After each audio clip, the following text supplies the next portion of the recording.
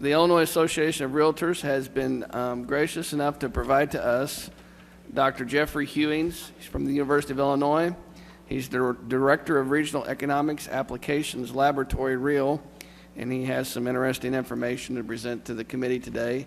We very much appreciate him being here today and look forward to the information he is about to provide. Thank you, sir. Good afternoon, Mr. Chairman and members of the committee. For the record, my name is Greg St. Aubin. I'm the Director of Governmental Affairs for the Illinois Association of REALTORS. I would like to thank both the Senate and House chairs, vice chairs, and minority spokespersons, and of course all the members here for making the time to attend this joint hearing. I have with me at the witness table Cheryl Greider-Whitehurst, who is the President of the Illinois Association of Realtors. We also have in the audience Mike Honorato from Coal City, who's the immediate past president of the Illinois Association of Realtors. We have Mike Oldenettle from Jacksonville, who's our treasurer. And we also have Gary Clayton, the chief executive officer of the association, here as well. To introduce our speaker this afternoon, I'm going to turn it over to Cheryl Greider-Whitehurst. She is from Traders Realty in Peoria. Cheryl's been active in the real estate industry for 29 years. Lucky for us, she has been a very involved member of the State Association of Realtors for most of those years. And I'll turn it over to Cheryl. Thank you. Thank you. As he said, I am Cheryl Greider-Whitehurst, President of the Illinois Association of Realtors, representing 46,000 realtors statewide. It is my pleasure to introduce Dr. Geoffrey J.D. Hewings, Director of the University of Illinois Regional Economics Application Laboratories, where leading economists develop models for forecasting and economic development, such as the Illinois Jobs Report, the Chicago Business Activity Index. His major research is also directed towards modeling of urban, regional, and interregional economic systems in other regions of the United States and across the globe, including Brazil, Colombia, Japan, and Indonesia. Dr. Hewings is chair of the Department of Economics for the University of Illinois, where he's been a distinguished faculty member since 1974. He's achieved many awards and distinctions, among them the Fulbright and Woodrow Wilson International Scholarships Awards, and in 1996 he was named University Scholar by the University of Illinois. Hewings obtained his bachelor's degree from the University of Birmingham in the United Kingdom and his master's degree and PhD from the University of Washington in Seattle. Since April 2007, the Illinois Association of Realtors has been working with Dr. Hewings and his team of research economists to provide a housing forecast based on multiple listing sales reported by 35 participating local realtor associations located throughout Illinois. The research links jobs, unemployment, and other economic indicators with the real estate data for the state of Illinois as a whole and the 9-county Chicago region. The forecasts and Dr. Hewings' analysis are released each month and a quarter, along with the release of the Illinois home sales and median price data. IAR has been collecting and reporting on home sales statistical data since 1990. You can find the forecasts and the IAR market stats releases at illinoisrealtor.org. Please welcome Dr. Hewings.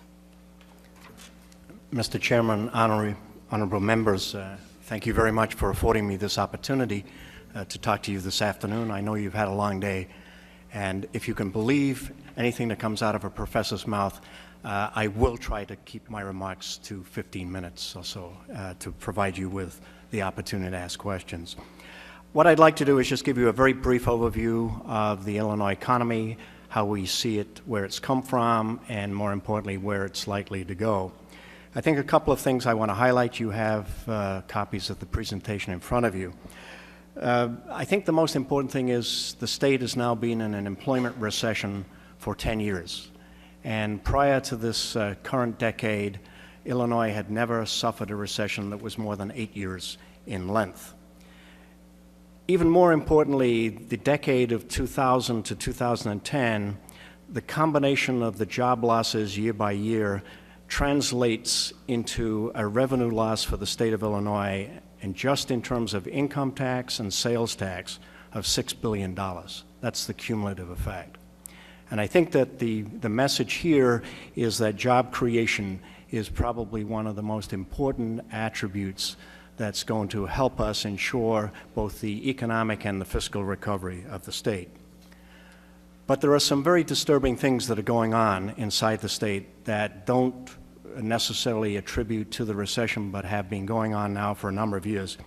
Most importantly, a lot of our residents are voting with their feet and relocating. And the net effect of this outmigration is that in the decade 2000-2010, on average, somewhere between $1 and $1.6 billion worth of income left the state of Illinois. That's had two consequences. First, our ranking in terms of per capita income in the last 15 years has dropped from 4th to 15th. But even more importantly, the loss of that income translates into a loss of somewhere between 20 and 30,000 jobs. And to put that in perspective, the best year we had in the 2000 decade, we added 67,000 jobs. So net migration alone is robbing the state of about 1/3 of a very good year's employment growth. And one of the reasons why people are leaving is because they perceive that opportunities are better elsewhere. So what is the challenge ahead? Essentially, if we add the job losses since November 2000 to the fact that over the last 10 years our population and labor force has grown, that we have a number of people who are now in part-time jobs who would like to have full-time jobs, the state needs to add 600,000 jobs to put us back to where we were in November 2000. Now, we've lost something under 400,000 jobs as a result of the recession. The other part of that 600,000 then is due to the growth of the labor force and people in part-time seeking full-time. The question then is, what is the reasonable expectation for us in terms of recovery? And slide 6 shows you a barometer. And it basically tells us if we were to recover that prior employment peak in 5 years, we'd have to add somewhere between 109 and 110,000 jobs a year. Recall that our best year in the decade 2000 was 67,000 jobs. If we took that number as an estimate, it would be a further 8 years before we recovered. And bear in mind, we've been in an employment recession for 10. This would mean we would have been in an employment recession for 18 years. Clearly, much, much longer than anything we've seen. When we look at us in comparison to our Midwest neighbors, since 1990, we've underperformed them, and more importantly, we've underperformed the U.S. We've grown jobs at a rate of about 1/3 of that for the U.S. as a whole. And a lot of people say, oh, it's because we've got the wrong economic structure. It turns out we look like the U.S. The allocation of our employment by sector is very, very similar to the U.S. as a whole. What is the problem? Is it because of our growth and the type of markets that we penetrate? It turns out that Illinois is very heavily dependent on the domestic market. Yes, international exports are important, but 40% of our domestic exports go to our Midwest neighbors. And as a result of this, given the economic performance of the Midwest as a whole, it is obvious that our challenge is twofold. One is we've got to do something internally, but more importantly, we've got to hope that our Midwest neighbors are also energized enough to grow their economies, because by growing their economies, that's going to increase the demand for our products. That in turn will generate more jobs. Internationally, our exports are very heavily concentrated in NAFTA. Mexico and the U.S., Mexico and Canada account for about 36% of our exports on the international sphere. On slide 12, you can see the problem here. We lose jobs. People outmigrate. That takes expenditure out of the state. That expenditure generates tax revenue. That's gone too. We have a loss of business expansion.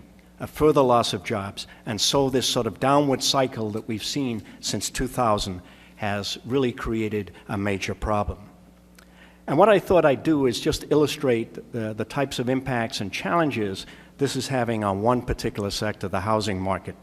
And as you can see here, there are a number of sources of demand for housing, and that includes new first-time buyers, housing turnover, people trying to buy a larger house or a smaller house, housing demand as a result of job relocation, people coming into the state or people leaving the state, and increasingly we're seeing a very important segment that is generated by retirement, people leaving the labor force and deciding to relocate somewhere else.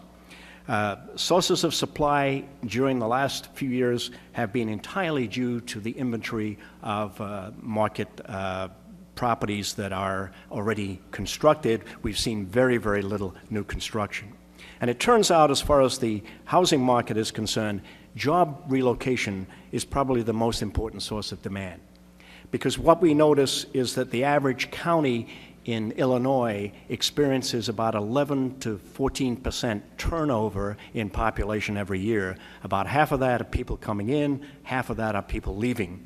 That creates a very, very important impact on the economy. And just as a sort of a side note, one of the sort of quasi-positive effects of the recession has been the fact that a lot of our retirees have decided to stay in the Midwest. And part of the reason why the Florida and Arizona housing markets have done very, very badly is those Midwest retirees have not come in the sort of numbers that they anticipate. Well, how important is the housing market? Well, I think most people think of this in terms of new construction, but it turns out that there's an equally important contribution that is made just by the transactions that take place when houses are bought and sold. And it turns out that a few years ago, some colleagues at RCF Consulting estimated that the average transaction value that included fix-up costs, mortgage origination fees, broker fees, and so forth, amounted to about $24,000 on the average transaction. If this was rippled through the economy, it turns out that this generates about $5.5 billion annually, including a huge percentage of that going to a variety of fees to the state and local authorities. During this recession, obviously housing sales have declined precipitously, and as a result, there has been a withdrawal of this economic stimulus on the economy. One thing that's been very important for us to understand is that during the first decade of this century, the housing market led the economy, directly through the sales and transactions that I talked about, and also through construction, and indirectly as a provision of source of credit to fuel consumption. And we lead the world in terms of the percentage of our gross national product which is accounted for by household consumption. It's something of the order of 75%. Small changes in consumer behavior have an enormously important impact on our economy. And as a result, whereas before the housing market was fueling the economic growth, now the housing market is waiting for that growth to come back. And just to give you some perspectives on this, you can see some data that I presented here for Illinois sales and median prices. And you can see that in the last 2 years that are shown here, 2009, 2010, overall there has been a rather significant decline in the volume of activity, and more importantly, in the average value of the homes that have been sold. So to summarize, what do I see as the most important challenges for the next 5 years, and the sort of issues that you are going to be grappling with as you consider legislation? I think the most critical factor that we have determined is the enormous outflow of talented young people. And the reason they're leaving is not because they don't like living in the central part of the U.S. Au contraire, one thing we find in talking to young people, they're very excited, particularly about the opportunity to live in a sophisticated place like Chicago. However, living in a place without a job that is commensurate with their talents is not very exciting, particularly in launching a career. And as a result, we're seeing enormous outmigration of these talented young people. And many of them are going on to create wealth, create jobs, and create businesses in other parts of the country. I think we need to think about ways in which we can generate more wealth and, from your perspective, more tax revenue for Illinois citizens. And that is to think about the types of jobs that we already have here and how we can retain them. And it turns out that even though we hear that all new jobs are only created in upstarts, it turns out over the last decade, 2/3 of all job creation has been in existing firms. That is true for our own state. We've got a lot of existing firms. The problem is many of them are creating jobs not in their branch plants inside the state of Illinois, but elsewhere. And I think that the real issues that we've seen in the last couple of weeks with our surrounding states sitting like vultures at the thought that a lot of businesses are likely to be unhappy as a result of the tax increases and trying to lure them. I think the saddest thing that I read was that the governor of New Jersey actually came in and absolutely amazingly had an audience with a number of businesses. And the thought of Illinois losing jobs to New Jersey is probably one of the most depressing stories that I have read in recent years. And I think it sort of generates a concern. And so if I were to be asked by you, what is one thing that could be done that might help stem the possible outflow? And I think that it goes to the matter of credibility. I think we have seen a roller coaster ride in the way the fiscal management of this economy has gone in the last several decades, and this is a bipartisan problem. It's not directed to any one particular party. I think you as legislators have got to convince voters that the state is paying down its debt. But I think even more importantly, you've got to convince the private sector that you really are going to pay attention to this problem, and that they are not going to be suddenly surprised by waking up one morning and finding some tax or some fee has been increased.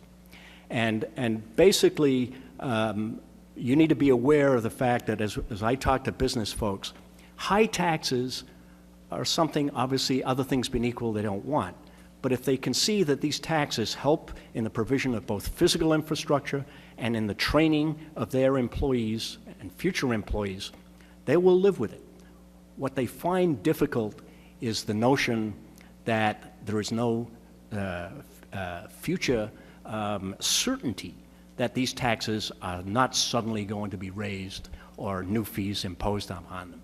And I think your challenge then is to try to do this. And one suggestion I have is I think it would be very helpful if the citizens and the business community could access a website where you would list on a weekly or a monthly basis how much of the debt is being paid down, and to show us that 66% increase in our personal taxes is actually going to help actually resolve the state's fiscal problems. And I think that degree of credibility will soon find the braying that's taking place by New Jersey, Indiana, Wisconsin, and Michigan will gradually dissipate, because I think people will finally realize this is a place that, yes, you truly can grow a business.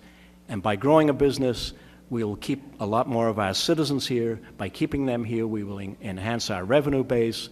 We will make this, once again, a wonderful place to live. Thank you for listening to me.